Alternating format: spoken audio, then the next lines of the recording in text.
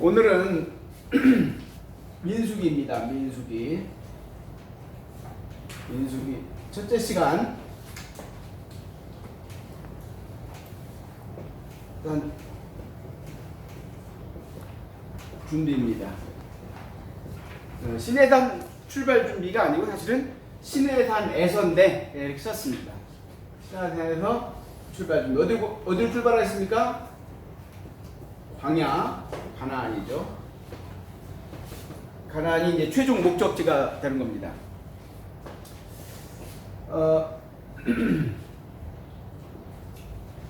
이 민수기는 1장부터 36장이 있어요. 있는데 이 끝에는 산이 하나씩 있어요. 이 산이 어떤 산이 있겠어요? 신해산이죠. 신해산. 그리고 여기에는 무슨 산? 느보산 또는 비스가산, 뭐 산맥 이렇게 하는데 느보산으로 이제 많이 쓰죠. 느보산.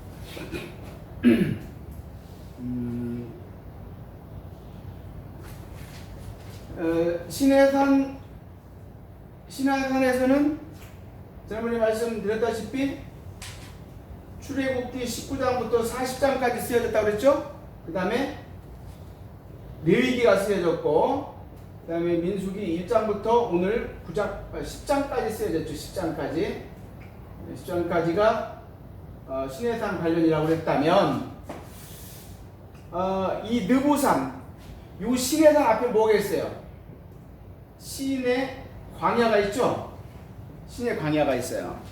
요 느보산 앞에는 뭐냐면, 이제 중요한 용어이기 때문에 하는 거예요. 밑에는 뭐냐면, 모압 평지 많이 들어봐. 이거 많이 나오는 겁니다. 모압 평지가 산이 있으면 그 밑에가 평지가 있겠죠, 그죠? 여기는 광야가 아니고 모압 평지입니다. 뭐 나중에 다시 하겠지만 출애굽 1세 때는 뭐예요 이게? 홍해죠? 네, 여기는 출애굽 1세대가 세례를 받은 곳입니다. 세례들을 받은 곳. 알겠죠? 다시 말씀드리면 고전 10장 1, 2절. 그리고 이제 여기가 이제 여호수아인데 3장이 뭐예요? 3장. 여기 뭐예요? 요단강이죠? 여기는 이제 출애굽 2세대가 세례를 받은 곳이에요. 이건 성경에 명확하게 나와 있지만 이거는 요 대비로 볼 때 이렇게 이해하시게도 문제가 없습니다. 이해가시죠? 자, 그리고 1장부터 이제 중간에는 10장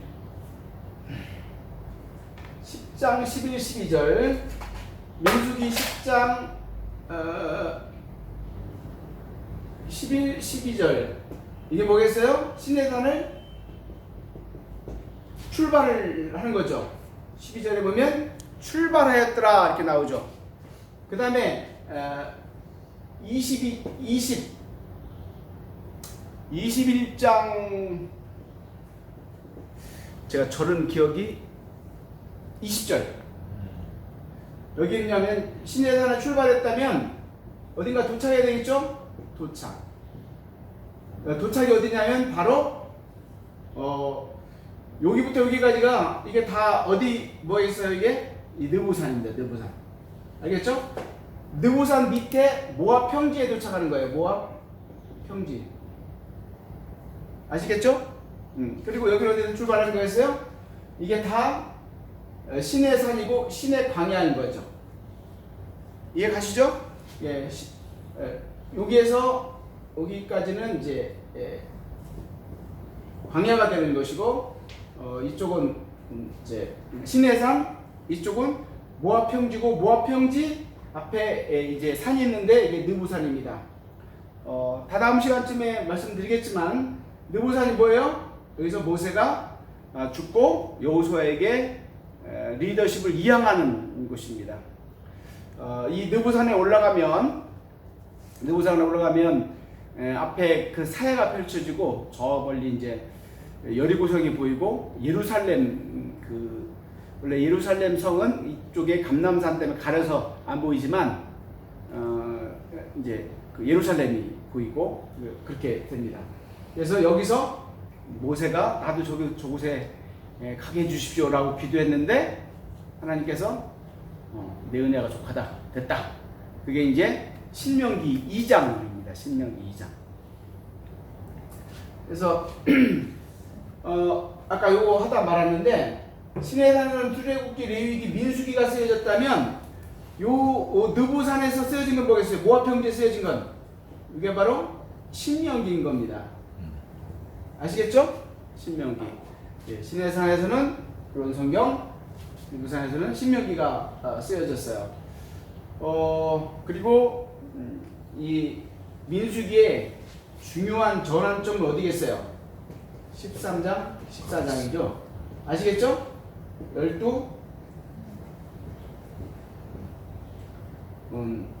이제 그 정탐꾼 이야기가 나오는 여기서 이제 불신앙과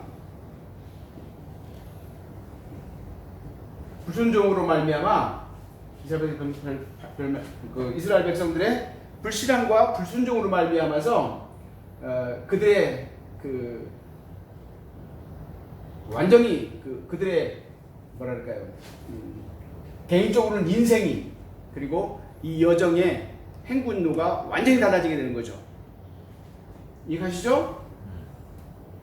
그래서 이것이 민수기 전체에 대한 그 그림으로 간단히 간결 요약 조감한 거예요. 이해가시죠? 네, 오늘은 1장부터 10장 출발할 때까지 내용을 같이 살펴보도록 그렇게 하겠습니다. 민수기 1장입니다. 민수기 1장. 민수기 1장은 그 3절을 보면요. 민수기 1장 3절을 보면 뭐라고 되어 있죠? 군사를 계수합니다. 군사 계수. 그렇게 되어 있죠? 1절부터 3절까지 보면 그래요. 우리는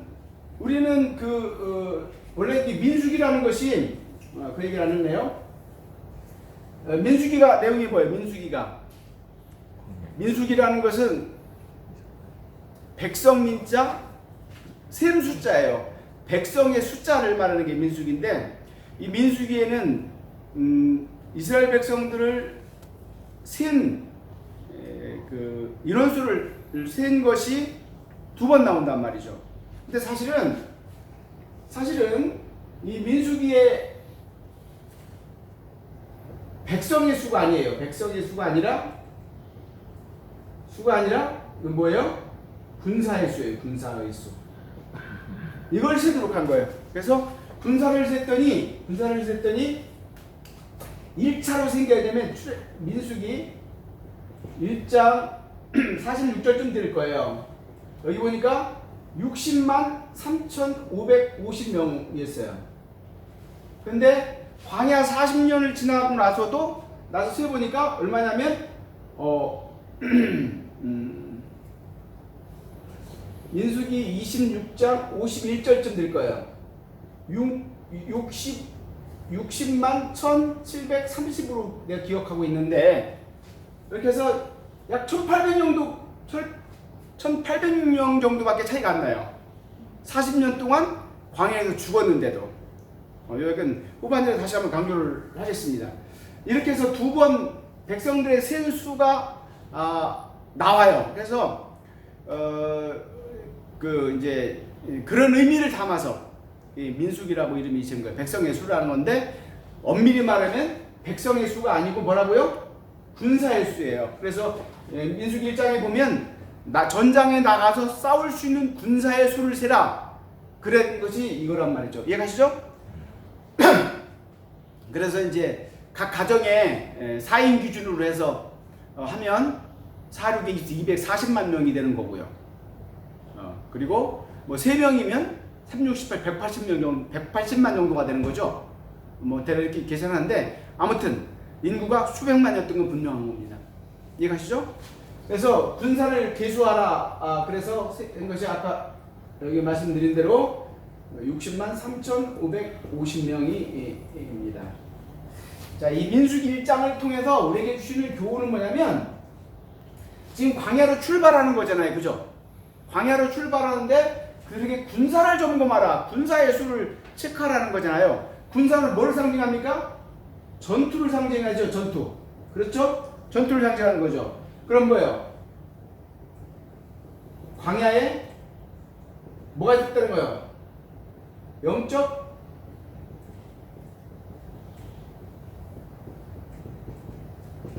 광야에 영적 전투가 있다는 거예요. 아시겠습니까? 오늘날도 마찬가지. 오늘날도 우리의 광야에는 영적인 전투가 있어요. 만약에 성도가 그리스도인들이 광야에서 살면서 이것은 영적인 전투다, 영적인 싸움이다, 이것은 사단과의 타단의 대적이다, 이런 느낌, 고백, 체험, 감각 이것이 없다면 이 신앙생활을 잘못하고 있는 거예요. 자, 민수기 2장이죠. 민수기 2장.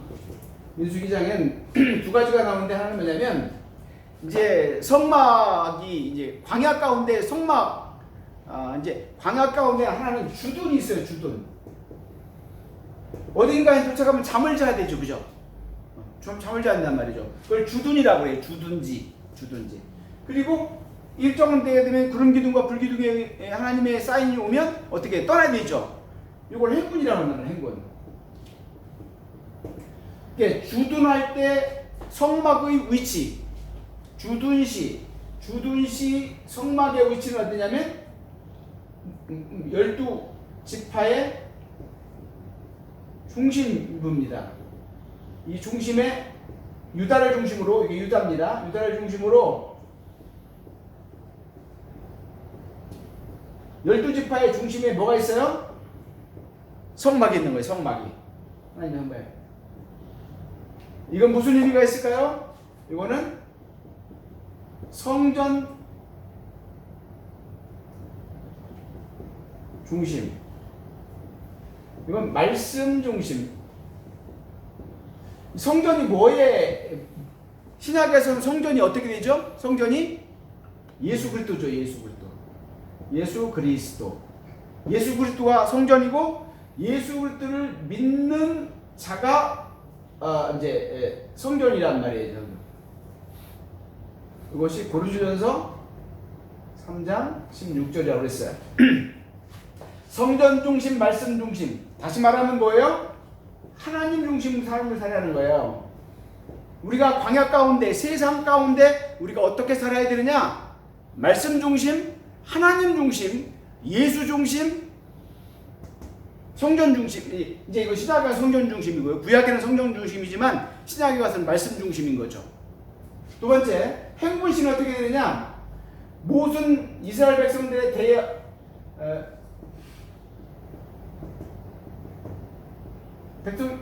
원래는 지파별로 이렇게 있고, 법궤. 이 법궤는 성전의 핵심이죠. 하나님의 임재의 장소입니다. 알겠죠? 가장 앞에 법궤가 있어요. 그리고 유다 지파를 필두로 해서 이렇게 지파가 나눠지는데, 이 사이사이에 뭐가 있냐면, 사이사이에 예를 들어서 성전에 있는 기물 있죠. 성물. 알겠죠? 그 다음에 뭐 뚜껑, 그 건물의 이 천장에 덮는 덮개라든지 기둥 같은 거 있죠. 그죠? 성전의 골격을 이루고 있는 것들. 이런 것들이 이제 지파 사이사이에 이동을 하는데, 뭐 이것까지 우리가 기억할 필요는 없어요. 중요한 건 뭐냐면, 이 대형이 행동할 때 법궤, 즉 하나님의 임재하신 이 법궤가 가장 앞에 간다는 거예요. 뭐죠? 이 말은 하나님의 인도하심에 이제 따르는 거죠. 광야에서 하나님의 인도하심에 따르는 거예요. 이 말은 다시 말하면, 오늘 말하면 기도보다 말씀보다 기도보다 앞서지 말라, 이런 메시지가 우리에게 주어지는 거예요. 아멘? 예, 우리가 말씀 중심으로 살아야 되고, 하나님 중심으로 살아야 되고, 광야에서. 그리고 우리가 광야를 살아갈 때 하나님의 말씀보다 기도보다 앞서지 않는 삶을 살아서는 안 된다. 그러니까 말씀과 기도보다 앞서는 삶을 살면 안 된다. 아시겠죠? 삶의 우선순위에 관련된 것이 이 2장의 핵심이에요.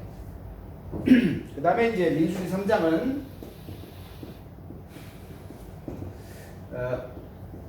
제사장 위임식이에요. 위임. 이거는 이제 레위기 8장을 참조하면 돼요.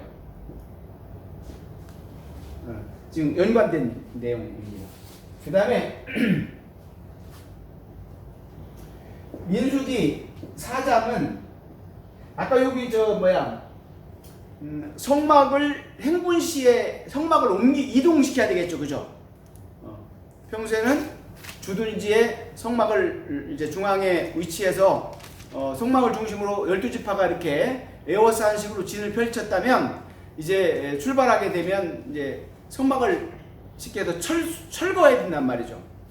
알겠죠? 도착하면 설치하고 이렇게 해야 되는데 이때 이제 그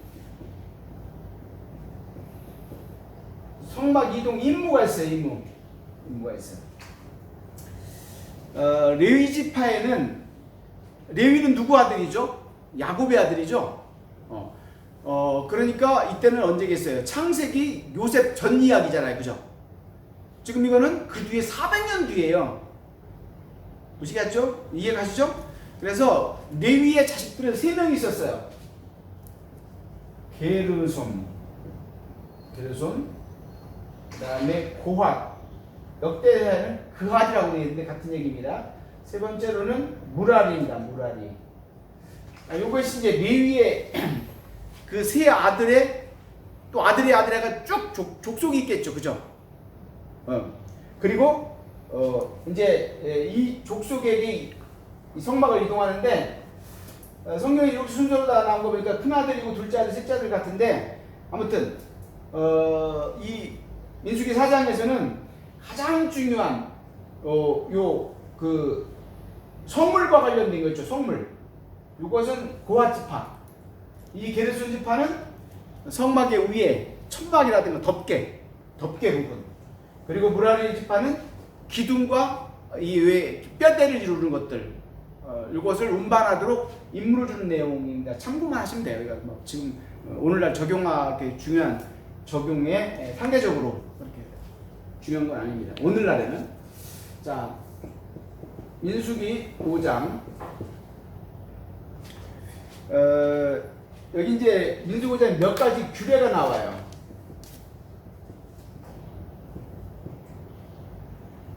몇 가지 규례는 첫째 뭐냐면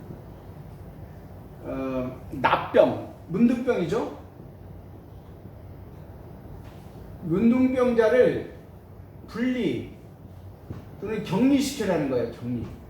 행군 중에 문둥병자가 발생되면 분리하고 격리해라 하는 것이죠. 두 번째로는 뭐냐면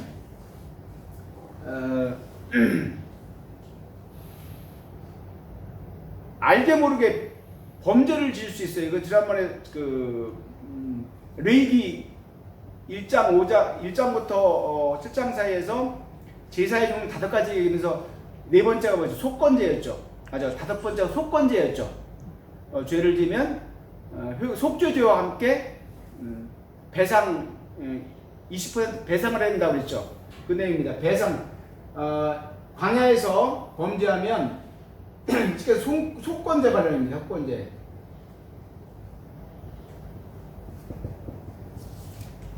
배상 규정입니다. 배상 규정. 20% 배상 규정입니다. 그 다음에 세 번째가 뭐냐면 이 5장에 만부분 하려 했는데 의심의 소재라는 거예요. 의심의 소재. 의심의 소재. 이 말은 뭐냐면 남편이 아내가 불륜을 하겠다고 의심이 될 때 예물을 소제죠. 소제 곡식으로 되는 소제죠. 예물을 가지고 제사장에게 나갑니다.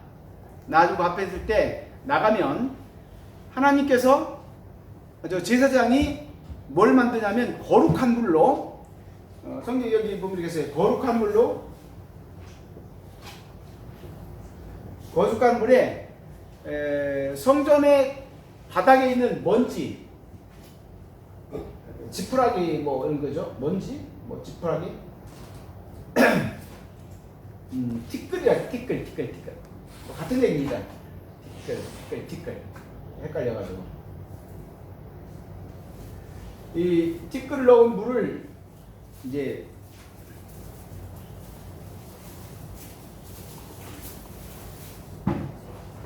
마시게 하는 거예요. 그리고 마시기 전에 뭐 여러 가지 있어요. 그 안에 저주의 글을 써서 넣고 뭐 이렇게 있는데 중요한 거는 그런 게 아니고 이 물을 마시면 그 사실이 진실일 경우에는 허벅지가 말라버리고 배가 부어오르는 현상이 나타난다는 거예요. 그리고 아무런 죄가 없으면 어떻게 해요? 아무런 문제가 안 생기는 이제 이게 하나님의 역사인 거죠. 그런 규정을 해서 그 진실을 밝히고 정죄하는 뭐 그런 내용인 겁니다. 아시겠죠? 아무튼 이런 중요한 세 가지가 나오는데 사실은 여기 세 가지가 이렇게 요약해서 정리됐다고 저는 생각이 돼요. 왜냐하면 이런 자세한 내용들은 여러분 레위기 18장부터 20장까지가 이런 내용들이 이미 나왔어요.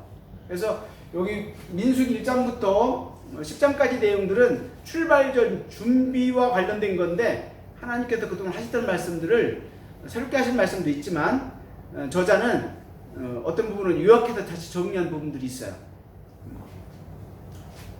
6장 같은 경우도 마찬가지예요. 6장 같은 경우에 소위 나시린 제도 이런 것도 앞에서 레위기에서 했던 얘기입니다. 아무튼 이런 요약을 했다고 볼 수 있는데 이제 우리가 묵상 차원에서 왜 이렇게 반복해서 말씀하셨을까? 어떤 의미가 있을까? 할 때 이거는 목적이 있어요. 제가 묵상한다면 이런 목적이야. 하나는 이스라엘 백성의 공동체의 보호예요. 보호. 질서 유지. 여러분들 문둥병제는 지금으로는 감염병이잖아요. 그죠? 의학이 발달하지 않을 때 이걸 처리를 잘못하면 엄청난 희생이 난단 말이에요. 그러니까 그때 당시 의료가 발달하지 않았기 때문에 일단 전염병이 발생하면 격리시키는 거예요. 그때는 아마 이것이 가장 큰 질병이었던 감염병이었던 것 같아요. 아무튼 공동체를 보호하기 위한 하나님의 조치로 그렇게 저는 보여져요. 그리고 공동체 핵심이 뭐예요? 가정이죠. 요게. 그래서 가정을 보호하고 공동체를 보호하기 위한 광야에서 하나님의 제도적 장치로 이렇게 보는 겁니다. 그 다음에 민수기 6장은 나실인 규례, 나실인 서원이라고 되네요. 나실인 서원. 그리고 여기 특별한 서원이라고 나옵니다. 특별한. 지난번에 레위기 마치면서 레위기를 어떻게 마치고 있죠? 레위기 기자는 마지막에 서원과 11조에 대한 말씀으로 마치잖아요. 그래서 제가 그때 뭐라 그랬어요? 앞에 하나님이 여러 규례와 명령을 말씀하시고 마지막에 서원에 대한 하나님의 말씀으로 마치는 것의 의미를 우리가 묵상한다면 뭐예요? 하나님의 법을 지키는, 하나님의 법이기 때문에 지키는 것보다 하나님 앞에서 자발적인 헌신을 하도록 하는, 이해가시죠? 그래서 그렇게 마무리했는데 만약에 그 나실인의 서원, 나는 나실인으로 살겠다라고 한 자는 어떻게 해야 된다고요? 첫째, 독주를 마셔서는 안 된다. 시체를 만져서는 안 된다. 그 다음에 세 번째, 머리털이라든가 수염이라든가 삭도를 내지 말라고 그러는데 오늘날은 이발하는 기계를 삭도라고 그래요. 옛날에는요. 알겠죠? 이발 기계를 삭도라고 그러고 이발하는 엄밀히 말하면 절에 가면 뭐죠? 중들이 이제 머리를 짧게 완전히 밀어버리잖아요. 그죠? 반짝반짝하게. 그거는 우리가 이 면도하듯이 그 면도칼로 비늘 칠하고 계속해서 깨끗이 깎는 거를 말해요. 근데 나시질 서원을 할 때에는 머리통을 깎으면 안 된다는 거죠. 이 공통점이 뭘까요? 공통점이 구별이죠. 구별. 성별이죠. 성별. 거룩한 구별이 성별입니다. 머리털 짝지랑 하나님이 주신 그대로 하나님 앞에 나오라는 뜻입니다. 인공적인 것을 감해하지 말라는 거죠. 이건 뭐냐면 다른 말로 말하면 순수하지 못하게 되는 거기 때문에 그렇습니다. 그 다음에 이제 민수기 잘 여러분들이 아시는 대로 민수기 6장 24절부터 26절은 여러분들이 잘 아는 거예요. 여기 뭐가 있죠? 여기는요 구약의 축도가 있어요. 구약의 축도. 그래서 대제사장인 아론에게 명합니다. 너는 이스라엘 백성들을 축복할 때 이렇게 하라 하면서 여호와께서 내게 복을 주시며 너를 지키시기를 원하며 24절이죠. 25절 여호와께서 내게 빛을 비추사 은혜 베푸시기를 원하며 27절이죠. 여호와께서 너희를 향하여 고개를 드사 뭐요? 평강 주시기를 원하노라. 이렇게 하라는 거예요. 아시겠죠? 다시 말하면 지금은 어떻게 하죠? 지금은 우리 구주 예수 그리스도의 크신 은혜와 하나님 아버지의 극진하신 사랑과 성령의 교통하심이 이 권속들에게 영원히 있을지어다 이렇게 하잖아요. 그죠? 구약의 축도와 신약의 축도 지금 얘기했죠? 구약의 축도는 이게 구약의 축도예요. 대제사장들에게 너는 백성들에게 이렇게 축도하라 그 뜻입니다.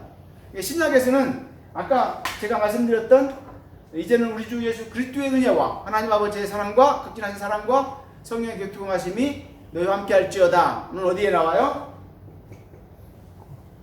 신약의 축도는 고린도 후서 13장 13절에 나와요.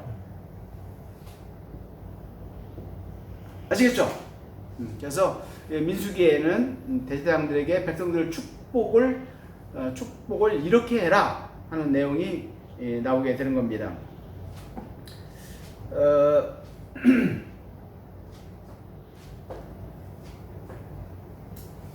다음에 민수기 7장은요 레위 지파가 아니라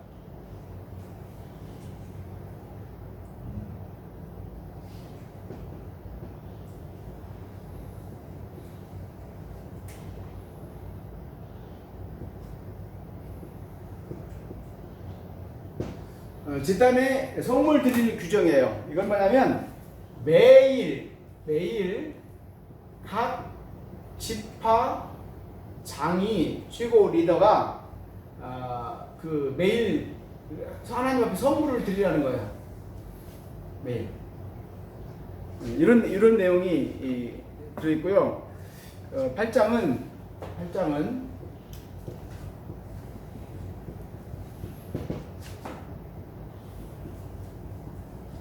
직무와 관련된 거예요. 이 직무와 관련된 건데 이것은 두 가지가 기록되고 있어요. 하나는 이제 성결하라는 거죠. 레위인은 하나님의 성결을 관리하는 레위인은 성결하라는 거, 성결하라. 그 다음에 두 번째가 뭐냐면 25세 이상을 이제 성전봉사를 할 수 있어요. 성전봉사. 뭐 이런 규정입니다. 이것도 규정입니다.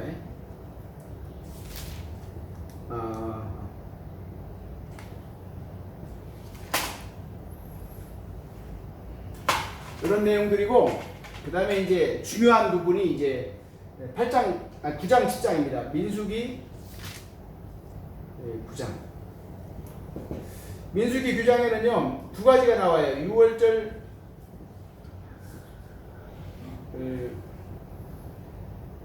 6월절 명령과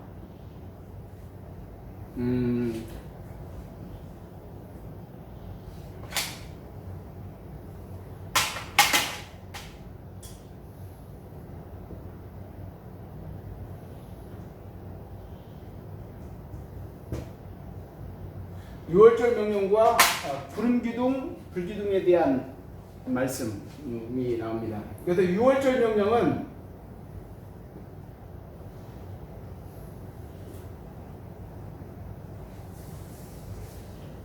그래가지고 유월절을 지키라는 거죠. 그래서 출발하기 전에, 시내산을 출발하기 전에 유월절을 지키게 됩니다. 그래서 이게 제2회 유월절인 거죠. 시내산에 도착했을 때 뭡니까? 시내산이 아니죠.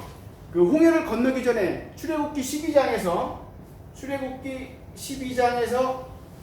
제1회 유월절을 드렸어요. 유월절 드리고 그 다음날 이제 고센 땅을 떠났죠, 그죠? 그래가지고 홍해를 건넜단 말이죠. 정말 전광석 석화처럼 이제 출애굽이 진행되잖아요. 하나님께서 그냥 쉴 새 없이 몰아치고 이끌어가잖아요. 애굽 군대들이 이제 홍해에서 다 수장이 되고, 그리고 홍해를 건너서 마라 또는 신광야를 통해서 지나서 그 시내산에 도착할 때까지 얼마 걸렸다고 그러죠? 3개월 걸렸다고 그랬죠. 3개월. 그러니까 실적으로 6월절부터 3개월인 거죠. 그리고 시내산에서 딱 1년 있다가 오늘 민수기 10장 12절에서 출발하는 거예요. 그러니까 대략 1년이 좀 더 있었던 거죠. 그러니까 두 번째 6월절이, 우리는 지금 한참 출애굽기 12장의 6월절 다음에 출애굽기, 지금 레위기, 민수기 같은 게 한참 지난 것 같지만 결국 1년 전의 일인 거죠. 자, 6월절이 뭐예요? 6월절의 핵심이 뭘까요? 늘 여러분들이 기억할 거 뭐냐면 6월절을 나오면 이건 구약의 십자가 사건이라는 사실을 기억해야 돼요. 구약의 십자가 사건. 어린 양의 피로 이스라엘 백성들이 구했잖아요. 그죠? 어린 양의 피로 이스라엘 백성들을 구원했어요. 그 사실을 믿었기 때문에 이걸 치렀고, 그래서 패스 오버, 죽음의 사자가 이제 지나갔잖아요. 요한복음 1장 29절 계속 강조합니다. 예수님을 뭐라고 표현했다 그랬죠? 세상 죄를 지고 가는 하나님의 어린 양.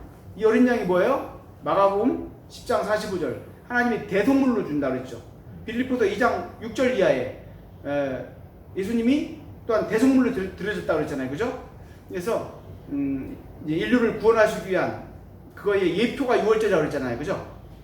유월절은 십자가의 예표고 구약의 십자가 사건이다 라고 강조했던 건, 이건 아주 중요한 부분입니다. 이 의미는 뭘까요? 지금 오늘 이 민수기에서 이걸 강조하는 이유가 뭘까요? 중요한 겁니다. 이거. 자, 이겁니다. 광야에서도 십자가의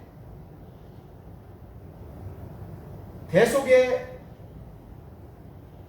은혜를 잊지 말라는 거예요. 아멘. 우리가 세상 광야를 살아가면서 예수 그리스도의 십자가의 대속의 은혜를, 예수님의 은혜로 내가 구원받다는 사실을 잊지 말고 살라는 겁니다. 아시겠죠?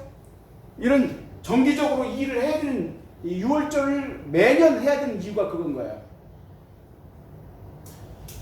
그 다음에 이제 9장의 두 번째가 뭐냐면 구름기둥과 불기둥인데, 이 9장 후반부를 보면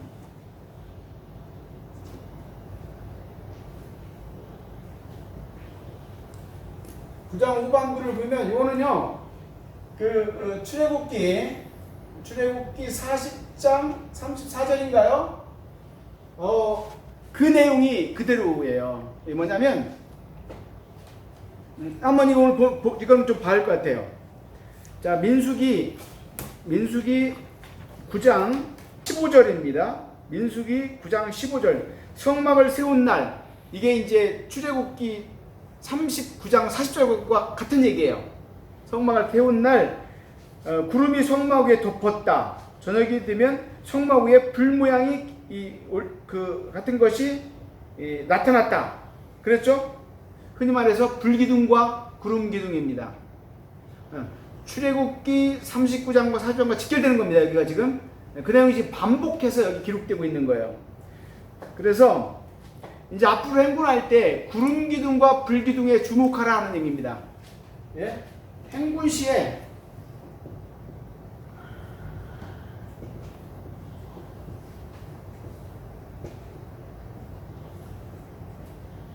주목하라는 거예요. 주목하라. 왜 그럴까요? 구름 기둥이 머무는 곳에 주둔이 있어야 되죠, 그죠? 그 다음에 이제 그 구름이 움직이면 이동해야 되죠. 그러니까 이스라엘 백성들은 어디에 주목해야 돼요? 늘 이제 다는 아니죠. 파수꾼이 봐야 되겠죠, 그죠? 늘 하늘을 바라보고 사인을 백성들에게 줘야 되겠죠, 그죠? 그래서 여기 보면 몇 절 보면 되냐면요. 22절입니다. 22절. 다 같이 시작. 이틀이든지 한 달이든지 1년이든지 구름이 성막 위에 머물러 있을 동안에는 이스라엘 자손들이 진영에 머무르고 행진하지 아니하다가 떠오르면 행진할지니 그들이 여호와의 명령을 따라 진을 치며, 지금 여호와의 명령을 따라 진을 쳤다고 그랬죠? 여호와의 명령을 따라 진을 치며 여호와의 명령을 따라 행진하고 또 모세를 통하여 이르신 여호와의 명령을 따라 여호와의 직임을 지켰더라. 이렇게 되어 있어요. 그러니까 이스라엘 백성들이 광야에서 40년 동안 머물렀죠. 이 40년 동안 머물 때 하나님께서 이스라엘 백성들에게 이걸 상상하면 돼요. 오늘 왔다가 오늘 와서 거기에 이제 성막을 치고 진을 치고 그 다음날 출발한 이런 일은 아마 거의 없었을 거예요. 무슨지 알겠죠? 이제 자세는 하루 이틀이라도 하루 있다가라도 출발하면 출발해야 되는 거예요.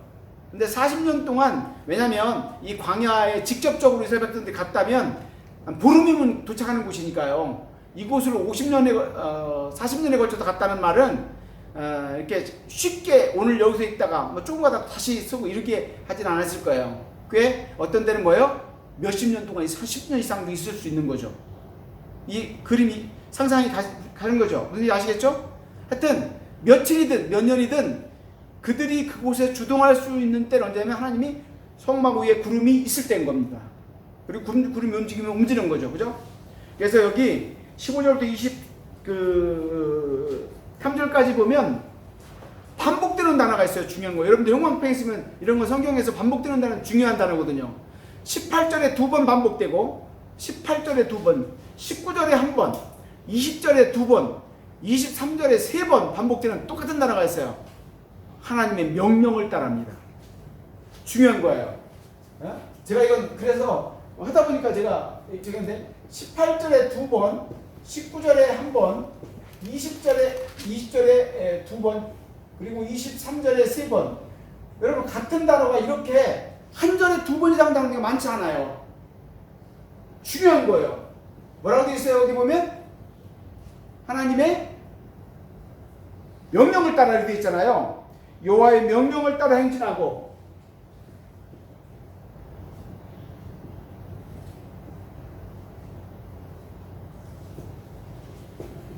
이게 중요한 거예요. 여호와의 명령을 따라 순종이라는 말이 연결되겠죠. 우리가 광야에서 해야 될 중요한 것 중에 하나가 뭐냐면 오늘날 우리 세상 살아가면서 지금 구름 기둥이 아니지만 성경에서 여러분 이거 있어요. 나온 거죠. 이 구름 또는 불 이건 뭘 상징하냐면 모두 성령을 상징해요. 아시겠어요? 성령에 민감해야 된다는 거예요. 성령에 민감. 아시겠죠? 이 9장에서 오늘 본문 가운데 우리에게 주신 메시지는 뭐냐면 성령이 민감해야 되는데 그 중에 하나님께서 우리는 이 땅 가운데 지금 같은 경우죠. 지금 같은 경우에 우리가 매년 뭐 지진도 있고 뭐 홍수도 있고 많이 있잖아요. 그죠? 그렇지만 여러분 중국에 예를 들면요. 지금 얼마 만이라는 거예요? 거의 100년 이상 만에 엄청난 폭우. 그 이전에 뭐가 있었죠? 감염병. 그 다음에 여러분들이 관심 안 보지만요. 중국이 지금 심각하게 메뚜기 피해를 보고 있어요. 자, 우리가 보편적으로 늘 있는 지진, 늘 있는 가뭄, 기근, 전쟁 이럴 수 있어요. 그런데 이것이 둘 중에 하나인 거예요. 이것은 하나님께서 우리에게 주시는 보편적인 현상이든지 아니면 하나님의 특별한 메시지가 있든지 둘 중에 하나겠죠. 그죠? 우리는 저도 어떤 건지 잘 몰라요. 그럼에도 불구하고 왠지 하나님께서 이 시대 인류에게 주는 경고라고 부르는 건 분명합니다. 왜 그럴까요? 지금 수백만 명, 수천만 명이 코로나 걸리고 수십만 명이 지금 뭐 이렇게 죽어가고 있는데 이건 2차 대전 이럴 때 버금가는 뭐 정확하게 지금 꼭 비교할 수는 없지만 큰 전쟁의 버금가는 인간의 희생이 계속 나오고 있잖아요. 그리고 끝날 조짐이 안 보이잖아요. 치료제가 안 나오고 있잖아요. 이건 범상치 않은 거예요.